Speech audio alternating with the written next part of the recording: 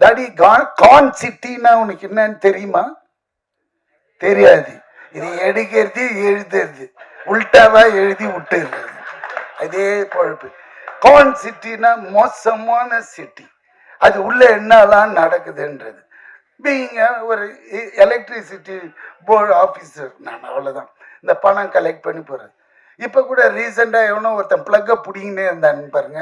அதுவும் இதுவும் கனெக்ட் ஆகுது எலக்ட்ரிசிட்டி. என்னடா போன வாரம் தான் இவன் எடுத்தா நம்மளை வச்சு. இப்போ பார்த்தா ஒருத்தன் குடிப்பானா நேராக போவான் பிளக்கை பிடிங்கிட்டு போனோம். அது இவ்வளோ பெருசு. அதே மாதிரி செட்டு போட்டாங்க இவன். எனக்கு அங்கதான் ஆச்சரியமா இருக்குது. இவன் செட் பண்ணி எதுனா பண்ணிட்டானா அப்படின்ட்டு. ஏன்னா அவன் பிடுங்கணும். அப்புறம் 3ஆவது நாள் பிடிச்சிட்டாங்க போலீஸ். ஏன் இது மாதிரி பண்ணின்னு இருக்கிறேன்னு கேட்டால், அவன் டாஸ்மார்க் போவான்னா நேராக போவான், அந்த பிளக்கை பிடிங்கிடுவான்.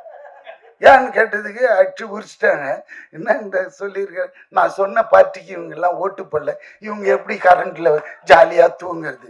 அட பாவி டேய், அது எவ்வளோ குழந்தைங்களா இருக்கும், வயசானவங்களா இருக்கும். சம்மர் வேற, இந்த நேரத்தில் எப்படி பண்ணிக்கிறான்னு குழந்தை. ஸோ இதுவும் அந்த மாதிரி ஒரு ட்ரூ இன்சிடென்ட்ஸுங்களை அழகாக கோப்பப் பண்ணி எடுத்திருக்கிற இந்த டைரக்டர்.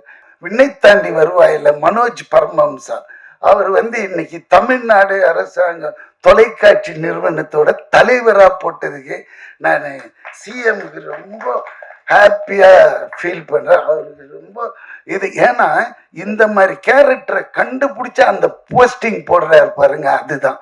ஏன்னா ஃபியூச்சர்ல இல்லை நிறைய டிஓபிஸ் வருவாங்க. ஏன்னா அவன் very strong and very straight forward fellow அந்த மனோஜ் பரமஹம்சா. ஐ யூஸ் டு கால் இம் மாஞ்சா மாஞ்சான்ட்டு. ஏன்னா மாஞ்சானா எப்படி இருக்கும், காத்தாடியில் மாஞ்சா கயிறு பார்த்துருக்கீங்களா, போட்டிங்கன்னா பட்டுன்னு கை ஏமாந்தினா கை நறுக்குன்னு போயிடும். அந்த மாதிரி ரொம்ப ஸ்ட்ரிக்ட்டு, ரொம்ப இது எல்லாருக்கும் சொல்லி தருவோம். இன்னைக்கு இருக்கிற டெக்னாலஜி இது கரெக்டான இடத்துல அவரை போட்டிருந்தாங்க. அது இன்னைக்கு பார்த்த நியூஸில் ரொம்ப ஹாப்பியாக இருந்தது. அதையும் இங்கே சொல்லணும்னு அப்படி மூஞ்ச காய்ச்சி கசக்குனாலே இந்த அருள் எதிர இருக்கிறவன் குடல்லாம் பிறந்துடும். அந்த மாதிரி நடிகிறார் இருந்தாலும் நிஜமாவே. ஐயோ அண்ணாச்சி என் கூட காம்பினேஷன் இல்லை, இதில் பண்ணியிருக்கீங்களே, வெரி குட். அண்ணாச்சி கலக்கு வேற, நிஜமாவே. அவர் கூட வேற ஒரு படம் பண்ணியிருக்கேன், இன்னும் அது வரல இல்லை, வராது.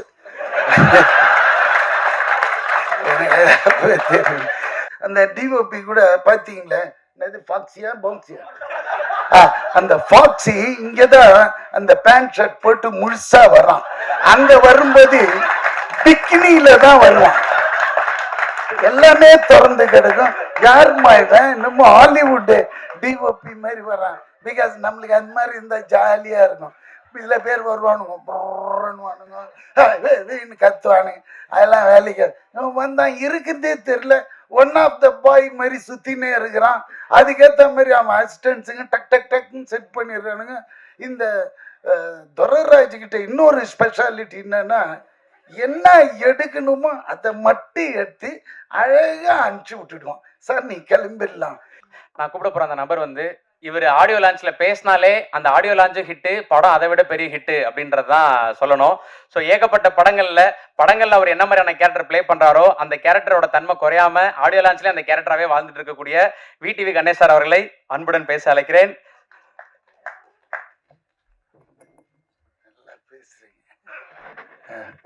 என்ன பிரஸ் தலையே காணும், கம்மியா இருக்கு.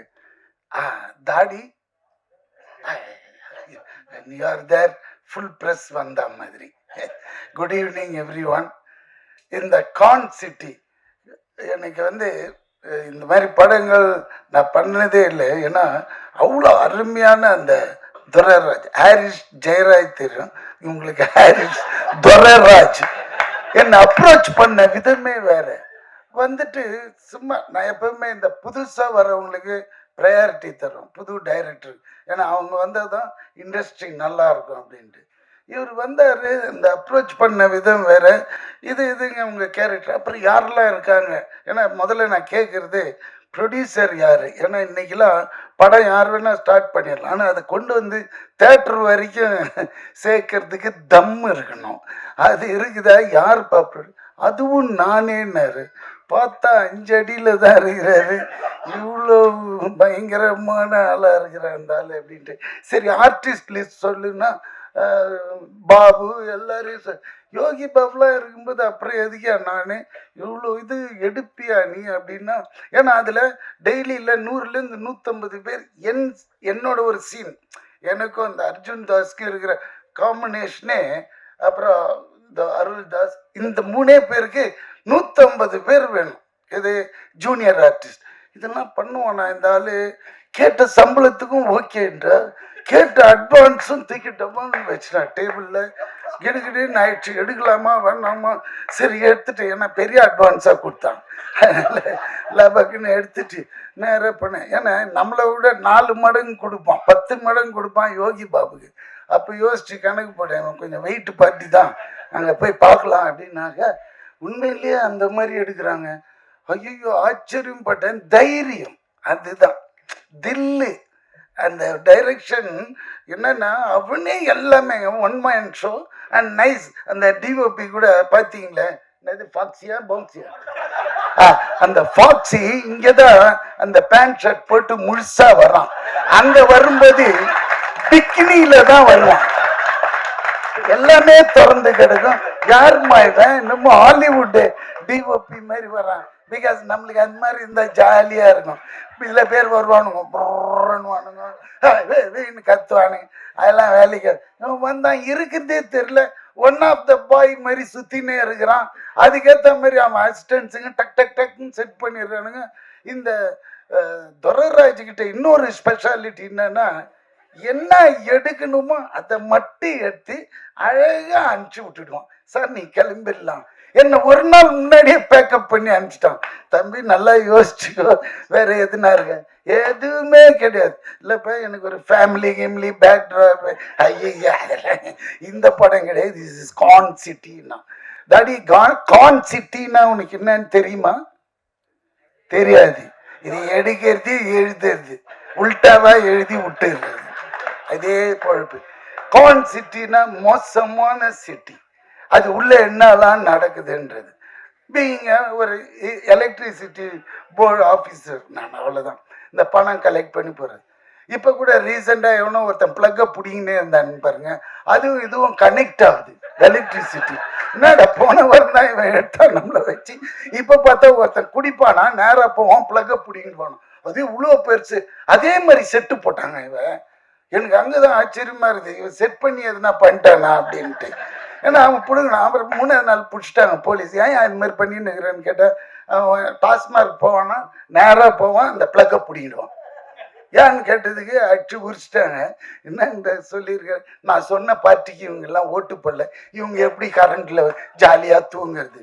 அட பாவி டேய், அது எவ்வளோ குழந்தைங்களா இருக்கும், வயசானவங்களா இருக்கும், சம்மர் வேற, இந்த நேரத்தில் எப்படி பண்ணிக்கிறான்னு குழந்தை. ஸோ இதுவும் அந்த மாதிரி ஒரு ட்ரூ இன்சிடென்ட்ஸுங்களை அழகாக கோப்பப் பண்ணி எடுத்திருக்கிற இந்த டைரக்டர். கண்டிப்பாக அதாவது சொன்ன டைமில் முடிஞ்சு திடீர்னு ஒரு ஃபோன் கால் போன வாரம், சார் படம் வந்து அடுத்த வாரம் ரிலீஸ். ஷாக்கு. ஏன்னா இதுமாரி படங்கள்லாம் வந்து அப்படியே நின்று போயிடும். ஆனால் இது கொண்டு வர்றான் பாருங்க, அங்கே தான் தம்பி உன்னோட பேக்ட்ராப் என்ன பண்ணாக்கா அஸ்டன்றான், ஈபின்றான், எதுவுமே சரியில்லை, எல்லாமே நெகட்டிவாகவே விழுது மார்க்கு. புரியுதுங்களா? ஏதாவது ஒரு வசதிப்பா அப்படியே ரொம்ப கஷ்டப்பட்டு தான் வந்தேங்க லைஃப்ல. ஐயோ அவ்வளோ இதுவா இருக்குது அப்படின்னு நம்மளுக்கே பாவம் தோணுது. ஆனால் நல்ல ட்ரீட்மெண்ட்டு, நல்லா வருவார். அதே மாதிரி ஏன்னா இந்த டிஓபியை வச்சு நான் சொல்கிறேன், ஏன்னா எனக்கு அதிகமாக மற்ற டெக்னீஷியன்லாம் தெரியல. அதே மாதிரி இந்த நேரத்தில் டிஓபின்னும் போது எனக்கு இன்னொரு ஞாபகம், நான் இன்ட்ரடியூஸ் பண்ண என்னோட படம் விண்ணை தாண்டி வருவாயில் மனோஜ் பரமஹம்சா.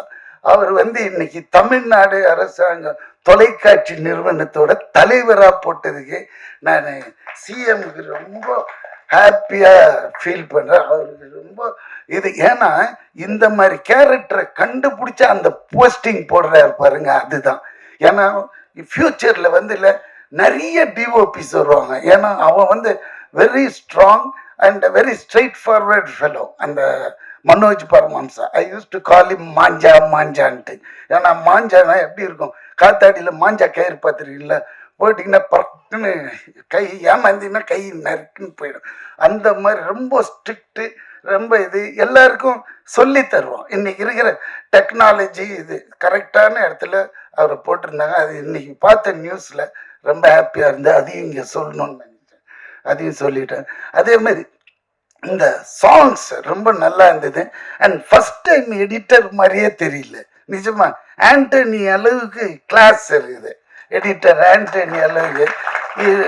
நிஜமாவே ஏன்னா இப்பெல்லாம் படம் பார்க்கறதுக்கு நீங்க என்னதான் பண்ணாலும் இவங்க ப்ரெஸ் கொண்டு போய் சேர்த்துருவாங்க என்ன பண்ணணும் இது எப்படிலான்ட்டு. பட் இருந்தால் கூட கண்டென்ட் இருந்தால் கூட அதில் இருக்கிற ரா மெட்டீரியல் யாருன்னு பார்ப்பாங்க. அந்த காலத்துலலாம் நம்ம பார்ப்போம் ஃபாக்ஸ் வார்னர் பிரதர்ஸ்னா கண்ணை மூடிட்டு டிக்கெட் எடுத்துட்டு உள்ள போய் படம் பார்ப்போம். இங்கிலீஷ் படங்கள் ஹாலிவுட் ஃபிலிம்ஸ். ஏன்னா அவங்க சும்மா கை வைக்கணும். இப்பெல்லாம் இங்கே எப்படி பார்ப்பாங்கன்னா இதில் யார் ஆர்டிஸ்ட்லாம் இருக்காங்க அப்படி பார்த்தீங்கன்னா இந்த வடிவுக்கரசி அம்மா, பாபு, அப்புறமா இந்த இவர் அர்ஜுன் தாஸ், அப்புறம் இவரெல்லாம் செம குணச்சித்திர நடிகரா போக வேண்டியது. அப்படி மூஞ்ச காய்ச்சி இப்படி கசக்குனாலே இந்த அருள் எதிர இருக்கிறவன் குடல்லாம் பிறண்டுடும். அந்த மாதிரி நடிகராக இருந்தாலும் நிஜமாவே கேமராமேன்லாம் கீழே விட்டுட்டு ஓடிடுறான் அந்த ஃபாக்ஸி இவர் கத்துற கத்துக்கு. நல்லா பேச பசங்க அப்படின்னு இல்லை அண்ணா அது கரெக்டாக வர மாட்டேங்குது அவன் திருப்பி வரணும் இப்படி. அது மாதிரி இங்க போய் நில்லுன்னா ஒரு 4 கொஸ்டின் கேட்பாரு அவரு. எதுக்கு என்ன அங்க நிக்க சொல்ற அப்படின்னு அந்த மாதிரி பயமுறுத்துவாரு. இது அது மாதிரி ஐயோ அண்ணாச்சி என் கூட காம்பினேஷன் இல்லை இதுல பண்ணிருக்கீங்களே வெரி குட். அண்ணாச்சி கலக்கு வேற நிஜமா அவர் கூட வேற ஒரு படம் பண்ணியிருக்கேன். இன்னும் அது வரல இல்ல வராது.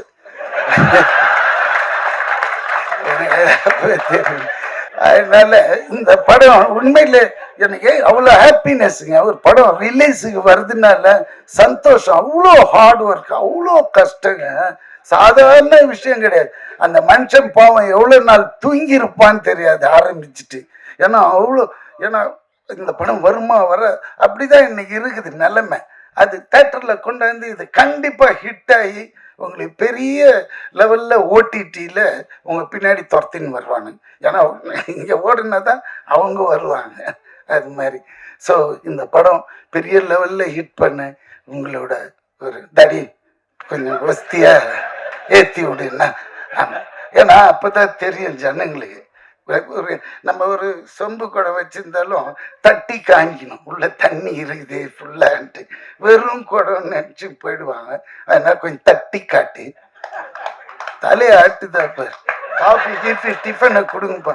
ஓகே பாய் பாபு கரெக்டா அடுத்தது நீ கொஞ்சம் கலக்கி விட்டு. ஓகே பாய் பாய். ஹீரோயின் சொல்லவே இல்லை. எப்பவுமே எனக்கு ஒரு பேடுங்க ஹீரோயின் கூட இருக்காதா. நம்ம ஒரு சப்போர்ட்டிங் ஆக்டர் இந்த ஹீரோ கூடயே டிராவல் ஆகிட்டு போயிடுவோம். இந்த ஹீரோயினுங்க கோச்சின்னு மனசுக்குள்ளேயே திட்டிக்குவாங்க. சும்மா போகும்போதே தடி விழுந்து பல்லுக்குள்ளு வச்சுக்கும். அதனால அம்மா எதுவும் இது பண்ணது எனக்கு அவ்வளோ தெரியும். ஏன்னா அந்த அம்மாவும் எனக்கு தெரியும் ஒரு 20-25 இயர்ஸா. அதனால பேசிட்டேன். என்னடா அர்ஜுன் தலையை குஞ்சு சிரியாது. Okay bye, take care. I love you all.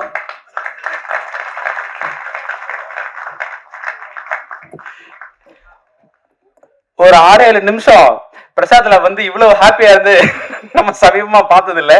So sir ஒரு கம்ப்ளீட் என்டர்டெய்னர் சார் நீங்க. ஸோ படத்துல இதை விட பல மடங்கு இருக்கும்னு எதிர்பார்க்கிறோம் சார். இருக்கு பல உண்மைகளை நீங்க சொல்லிடுறீங்களே sir. Serious character. Okay sir, okay sir. Thank you sir, thank you so much.